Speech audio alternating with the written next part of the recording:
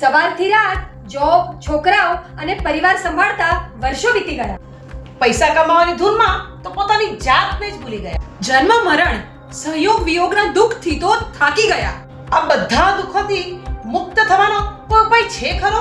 Yes, મોક્ષ, the ultimate destination. પણ મોક્ષ મેળવવા માટે તો આઠેય કર્મનો ક્ષય કરવો પડે છે.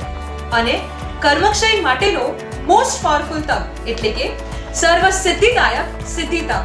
એક મિનિટ, સિદ્ધિ તપ કરવાનો પ્લાન ન હોય ને તો પણ આજે લોજિક સમજી લઈએ.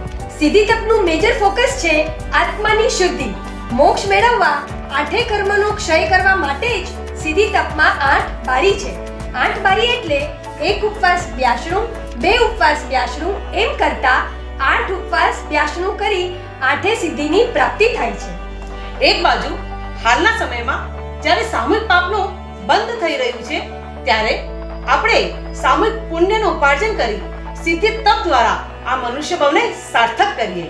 અરે પણ શું મારાથી આ તપ થશે ખરું?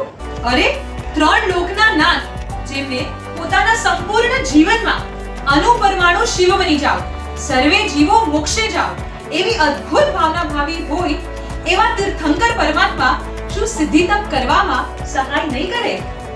Yes, definitely. દેવ અને ગુરુની કૃપાથી સિદ્ધિ તપ પરિપૂર્ણ થશે જ. Time to prioritize ourselves. Time to fight against 8 karmas.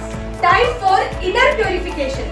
Time for સર્વ સિદ્ધિદાયક સિદ્ધિ તપ. થઈ જશે સિદ્ધિ તપ, થઈ જશે સિદ્ધિ તપ, થઈ જશે સિદ્ધ પદ મળી જશે.